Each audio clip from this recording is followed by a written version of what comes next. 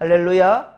오늘도 변함없는 사랑으로 주님은 주님을 예배하는 성도들과 함께 하시며 힘과 능력을 더해 줄 줄로 믿습니다. 하나님은 오늘도 그렇습니다. 우리의 삶의 중심이 하나님께 있기를 원하십니다. 그리고 말씀 따라 살기를 바라십니다. 그런 자들에게 하나님은 복을 주시기를 원하셔요. 이 새벽에도 많이 춥지만 이렇게 교회를 성전을 찾은 성도들과 또 이른 아침 또 말씀과 기도로 또 이 하루를 시작하는 성도들에게 분명한 하나님의 특별한 은혜가 있을 것임을 믿으시기 바랍니다.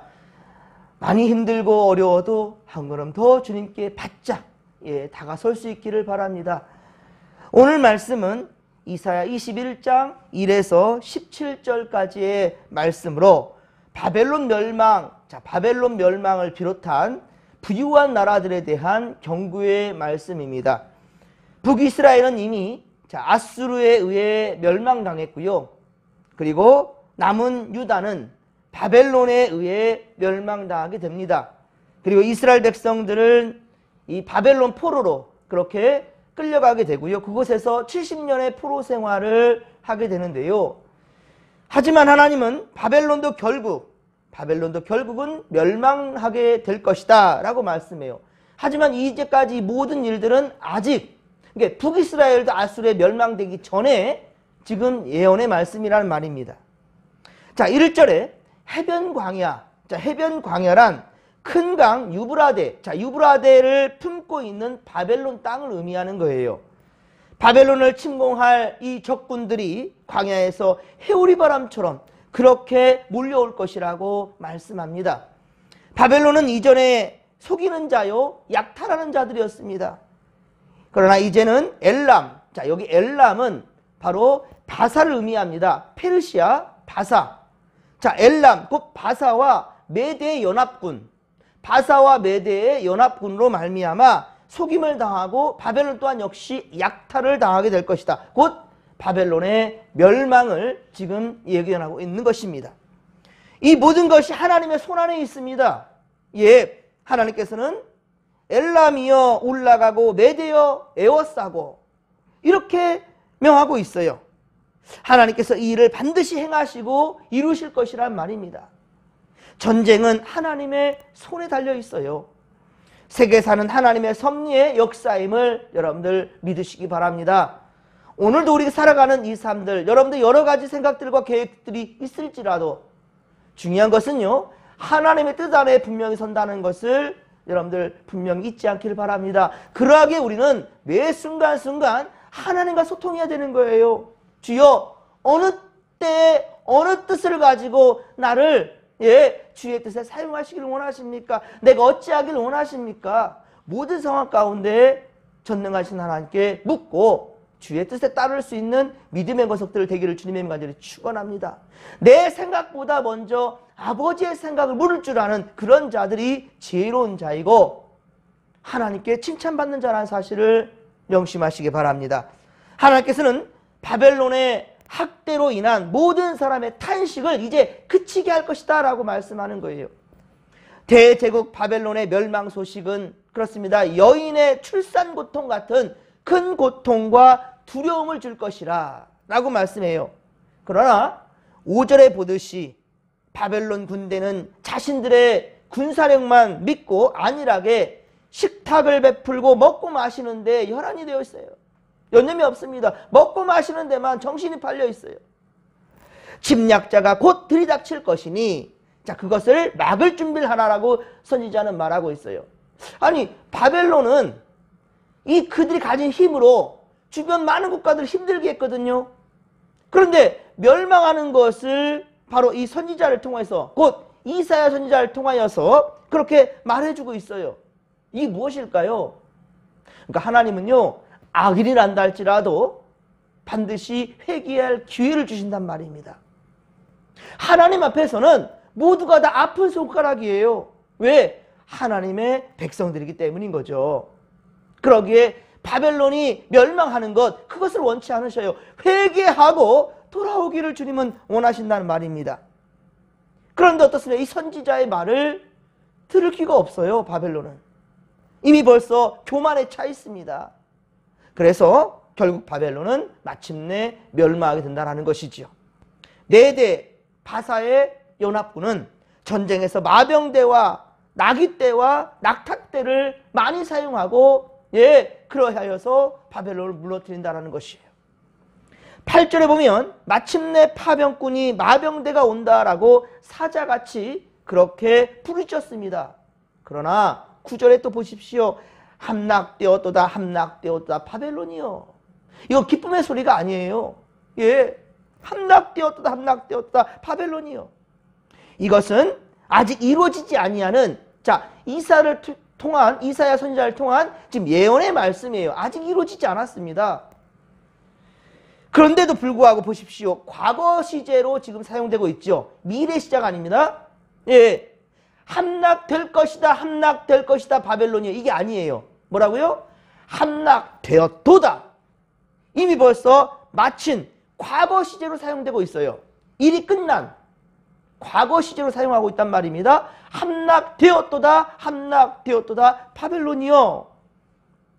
이것은 확실한 미래의 사건임을 그렇게 강조하기 위한 것입니다. 그리고 9절 하반절에 보십시오. 바벨론의 멸망의 원인을 지금 말씀하고 있어요. 바로 무엇 때문입니까? 우상숭배의 죄 때문이에요. 우상숭배. 그러므로 하나님은 그 조각한 신상들이, 그 우상들이 다 부서져 땅에 떨어질 것이다. 땅에 젖도다. 땅에 떨어졌도다. 자, 이것도 이미 벌써 과거 시제를 사용하고 있습니다. 그렇죠? 땅에 떨어졌도다 라고 말씀하고 있단 말입니다. 예레미야 51장 47절 그리고 52절에 보면 예레미야도 하나님께서 바벨론에 조각한 신상들을 그렇게 벌하실 것이라고 예언하였습니다. 이 예언된 대로 하나님 말씀하시는 것은 언제든지 반드시 이루어진다는 사실을 믿으시기 바랍니다. 바벨론이 멸망하는 날, 그렇습니다. 그들이 섬겼던 바로 우상들은 헛된 것임이 그렇게 증명되게 된다라는 것입니다. 사랑하는 성도 여러분, 우상 숭배의 죄는요, 죄 중에 가장 큰 죄악입니다. 그러기에 10계명에서도 너는 나 외에 다른 신을 내게 두지 말라. 제2계명 너를 위해서 신상을 만들지 말라. 그 앞에 절하지 말라. 섬기지 말라. 분명히 10계명이 거기서 제일 앞에 부분에 이 말씀을 두고 있단 말입니다. 우리는 명심해야 될 것입니다. 절대로 하나님 아닌 다른 것들을 우리 삶의 우선순위에 두어서는 안 된다는 것을 또 오늘 말씀을 보면서도 반드시 깨닫게 되기를 간절히 빌고 소망합니다. 우리도 그렇습니다. 하나님 아닌 다른 신을 가까이에서는 절대로 안 된다는 거예요. 또한 하나님보다 더 가치를 두고 있는 것이란다면 그것이 바로 우상이라고요. 10절에 내가 짓밟은 너여, 내가 타작한 너여 라는 말은 앞에 예언한 바로 바벨론을 의미한 것입니다. 그들은 하나님의 섭리의 그 소식을 듣고 그의 섭리의 손길을 깨닫고 교훈을 얻어야 합니다. 그들은 이스라엘의 하나님께서 온 세상의 주권자이심을, 창조주 하나님이라는 사실을 그렇게 알며 두려워할 줄 알아야 된다는 겁니다.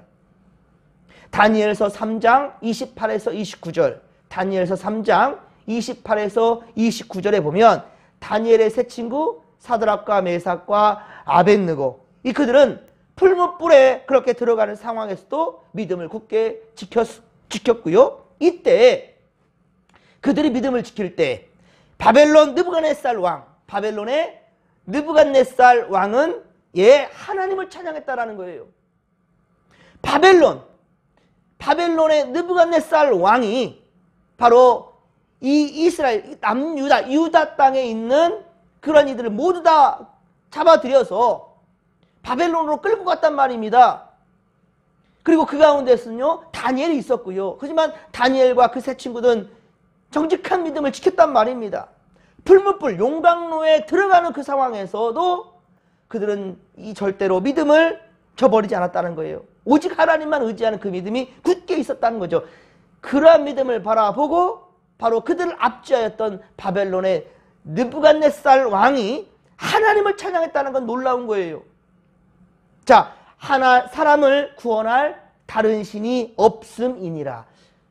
사람을 구원할 다른 신은 없음이니라. 당신이 섬기는 우상이 있음에도 불구하고 사람을 구원할 신은 하나님밖에 없다라고 이리 말한다는 건 놀라운 거예요.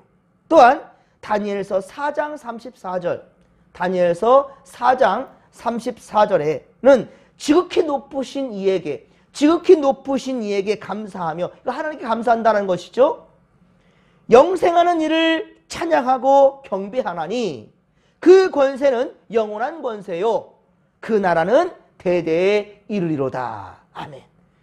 이 영원한 권세, 그 나라는 대대에 이른다. 이 무슨 말입니까? 지금의 가장 센 힘을 가지고 있는 나라는 즉 바벨론이에요. 주변 모든 나라를 전부 다 집어삼켰습니다. 그런데 자기가 멸망하게 한 바로 이스라엘, 유다의 그들이 섬기는 하나님, 그 하나님을 찬양하고 있다고요? 패망한 나라의 신을? 이건 놀라운 거죠. 바벨론을 멸망시킨 이제 메대와 그리고 메대의 다리오 왕, 바벨론을 멸망시킨 메대의 다리오 왕은 간신들의 계략에 의해 이제 다니엘을 사자굴에 던지게 되잖아요. 그런데 사자굴에 던졌으나 다니엘이 살아있음을 확인하고 그 다리오 왕도 역시 하나님을 찬양합니다. 이거 놀라운 일입니다. 다니엘서 6장 27절. 이게 앞서 다니엘의 세 친구들이 풀무불에 떨어지는 그 순간에 느부갓네살 왕의 고백과, 그리고 이제 다니엘 6장에 다니엘이 사자굴에 던져졌으나 그가 죽지 않고 살아있음을 확인한 바로 다리오 왕, 바벨론을 무너뜨린 메대의 다리오 왕의 고백을 한번 보시란 말입니다. 다니엘서 6장 27절, 다니엘서 6장 27절에 보면 그는 구원도 하시며 건져내기도 하시며 하늘에서든지 땅에서든지 이적과 기사를 행하시는 이로써 다니엘을 구원하여 사자의 입에서 벗어나게 하셨음이라 하였더라. 아멘. 할렐루야.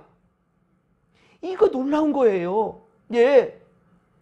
자신이 무너뜨리는, 그리고 자신이 지금 노예로 삼고 있는 그런 이들이 믿었던 하나님이라 한다면 형편없는 신이지요. 그렇게 무시할 수 있을 것입니다. 하지만 바로 느부갓네살 왕이나 다리오 왕이 하나님을 경배하고 찬양하고 있단 말입니다. 그렇습니다. 이처럼 아무리 극한 상황에 있다 할지라도 믿음을 지키고, 그리고 이방나라 왕들까지도 감탄을 하게 하고 그의 하나님을 찬양하고 있음을 우리가 다니엘서를 통해서 확인하고 있단 말이에요. 사랑하는 성도 여러분, 우리도 우리의 진실한 믿음으로 바로 여러분들 세상 사람들을 깜짝 놀라게 해야 된단 말입니다. 우리가 믿는 하나님은 지금도 살아계십니다. 지금도 역사하십니다. 그런데 우리가 어찌 하나님을 그렇게 약한, 실패한 그런 신으로서 우리가 왜 하나님의 권위를 인정하지 않냔 말이에요. 세상에 하나님의 영광을 드러낼 수 있는 믿음의 권속들, 바로 우리가 될 수 있기를 주님의 간절히 축원합니다. 자, 11에서 12절은 이제 바벨론의 이야기는 여기까지고, 그 다음에 두마에 대한 경고를 하고 있습니다. 두마는 에돔을 가리켜요. 에돔. 자, 이 에돔 사람들은 밤, 곧 환란 중에 있습니다. 그들은 그 밤에 언제 지나갈지를 선지자에게 묻습니다. 그 밤에 선지자에게 묻는 거예요. 이에 이사야는 아침, 곧 환란의 끝이 올 것이라 라고 말합니다. 이제 환란은 끝난 거야 라고 희망의 말씀을 해줘요. 그러나 뭐라고 말합니까? 또다시 그 밤이 올 것이라고 말하는 거예요. 고난, 이 고난이 언제 끝이 오는가? 아, 곧 끝나. 그런데 다시 그 고난은 올 수 있다? 라고 이사야가 지금 말씀하고 있는 겁니다. 중요한 것은 환란에 남은 기간이 얼마이며 그 끝이 언제인가가 아닙니다. 중요한 것은 이 환란의 때가 언제 끝나느냐가 중요한 것이 아니라 내가 하나님께로 돌아가느냐, 내가 코람되고 하나님 앞에 지금 있느냐. 여러 가지 방법론과 생각들이 참 많습니다. 그런데 중요한 것은 내가 하나님께 묻느냐는 거예요. 모든 세상의 가치관으로 다 판명된 일이란다 할지라도 내가 과연 그것을 놓고 하나님께 물어봤냐는 거예요. 하나님께 돌아갔냐는 겁니다. 참으로 내 안에 회개가 있었느냐는 거예요. 회개가 없으면 또 환난이 올 수밖에 없다라는 거예요. 신분주의가 아니라 인본주의의 결정이고 결론이고 생각이고 판단이었단다면, 그런 행위였단다면 또다시 시련은 닥친다라는 겁니다. 사람이 회개하면 하나님은 이전 일은 따져 묻지 않으셔요. 그런데 중요한 것은 우리가 코람되어 하나님 앞에 나아간다면 하나님은 이전 일을 따져 묻는 그런 분이 아니란 말입니다. 언제나 평안한 날을 주실 것입니다. 이러한 주님을 분명히 믿으시기 바랍니다. 13에서 17절, 13에서 17절은 아라비아에 대한 경고의 말씀을 하고 있습니다. 드단의 대상들은 낙타 타고 떼지어 다니는 바로 상인들을 말하고 있습니다. 그들은 물질적으로 부유했을 것입니다. 그러나 바벨론이 멸망할 때 그들은 칼날을 피하면서 뺀 칼과 당긴 활과 그리고 전쟁의 어려움에서 도피하여 숲을 속에 유숙할 것이라. 그전에는 낙타를 떼지어 다니면서 그렇게 많은 물질을, 풀을 그렇게 취하고 그걸 누리고 살았지만은 바벨론이 멸망할 때에는 숲을 속에 숨어 무섬에 떤다는 거예요. 저 큰 강대국도 저렇게 멸망하게 되는데 이 멸망을 바라보니 두려움에 떠는 거죠. 그리고 14절에 대마 거민들을 통해 겨우 물과 그리고 떡의 도움을 받는 처지가 될 것이다 라고 말씀하고 있습니다. 그들은 물질적 여유를 하루아침에 다 잃어버리게 된다는 거예요. 게달은 창세기 25장에 기록된 창세기 25장 13에서 15절에 보면 이들은 이스마엘의 12아들 중에 하나입니다. 이스마엘의 후예예요. 이들 역시 양떼를 치는 유목민이었고요. 그리고 비교적 부유한 자들이었습니다. 이스마엘, 아브라함의 또 자식이죠. 그러나 그들도 전쟁의 패배로 1년 내에 쇠약해질 것이다 라고 말씀하고 있습니다. 이사야 21장에서의 교훈을 우리 다시 한번 생각해 본다면, 첫째, 하나님 없는 이방 나라들은 결국 다 멸망하게 된다는 거예요. 하나님 의지하지 않는 자들은 하나님이 택함 받은 이스라엘 백성이나 이방 민족이나 어느 누구든지 하나님을 믿지 않는 백성들은 반드시 멸망한다라는 거예요. 그러면 이 멸망의 메시지를 왜 주시느냐? 두 가지입니다. 하나는 뭐냐면 하나님 멸망을 원치 않는다는 거예요. 멸망을 원한다면 이런 메시지를 이사야를 통해서 하실 이유도 없겠지요. 그리고 우리가 앞서 20장에서 보았듯이 20장 3절에 본다면 벗은 몸과 벗은 발로 그렇게 3년 동안이나 애굽과 구스에 대해서 그렇게 예언하였던 이사야, 이럴 이유가 있겠습니까? 애굽이나 구스는 이방 민족들이에요. 왜 그런데 그들을 향해서 하나님께서 말씀을 주시는데 특별히 그가 사랑하는 종 이사야를 치욕스럽게, 부끄럽게 만든 거잖아요. 그렇게 할 수 있겠습니까? 즉 하나님은요 절대로 멸망이 아니라는 거예요. 지금 멸망을 말씀하고 있지만 멸망이 아니라 회개하고 돌아오기를 지금도 주님은 기다리고 있단 말입니다. 강대한 바벨론도 멸망할 것이요, 이 부유한 드단 이 대상들도, 상인들도, 그리고 게달의 영광도 다 쇠하여질 것이다 라고 말씀해요. 하나님께서는 온 세상의 나라들을 공의로 심판하시고, 즉 사람들의 행함대로, 그 행위대로 하나님은 그렇게 심판하신다는 것을 알아야 될 것입니다. 사랑하는 성도 여러분, 그러므로 우리는 세상 나라의 권세와 그리고 영광을 의지하거나 자랑하지 말며 하나님의 심판은 반드시 이루어진다는 것, 이것을 여러분들 알며 오직 세상의 것들 부러워할 것이 아니라 말씀에서 하나님의 뜻이 무엇인지를, 그리고 항상 기도로 하나님과 소통하며 살아가는 믿음의 권속들이 되어야 된다는 것입니다. 둘째로 하나님께서는 온 세상을 주관하시고 통치하신 분이라는 사실을 명심해야 될 것입니다. 그분은 엘람, 엘람은 바사지요. 바사와 메대의 연합군들을 불러와서 결국 바벨론을 쳐서 멸망케 하실 분이라는 겁니다. 하나님은 온 세상의 주인이시요 주관자이십니다. 세상의 권력 무소할 줄 알면서 왜 어째서 하나님 무소할 줄 모르고 사냐는 거예요. 오직 하나님만 경외하는 믿음의 권속들이 되기를 간절히 빌고 소망합니다. 셋째로 모든 죄를 버리고 회개하고 하나님께로 돌아와야만 우리는 살 수 있습니다. 이 산다라는 것은 이 세상에서 산만이 아닙니다. 그렇습니다. 바벨론의 멸망의 원인은 바로 우상숭배에 있었다라는 거예요. 우상숭배의 죄 때문이었습니다. 에돔은 지금 닥친 고난을 모면하는 것보다 그렇게 죄를 버리고 하나님 중심으로 사는 것이 중요하다는 것이에요. 그렇지 않다면 아침이 와도 또다시 밤이 올 것을 걱정하며 또 두려워할 수밖에 없다는 것이지요. 사랑하는 성도 여러분, 오늘 우리는 인생의 참 행복은 바로 하나님 안에 거하며 하나님을 섬기고 말씀에 순종하며 살아가는 것, 그런 자들이 바로 행복이라는 것을 잊지 않기를 바랍니다. 오늘도 코람데오 하나님 앞에서 그리고 주님께서 우리 인도하시는 대로 믿음 따라 살아갈 수 있기를 간절히 빌고 소망합니다. 여러분의 생각을 먼저 나타내기보다 하나님의 뜻을 물을 줄 아는 겸손히 하나님 앞에 주의 뜻을 묻는 믿음의 권속들, 항상 말씀과 기도로 거룩을 유지하는 구원받은 백성들 모두가 되기를 주님의 이름으로 간절히 축원합니다. 축원합니다. 주여 삼창 부르며 기도하며 나갑니다. 주여, 주여, 주여.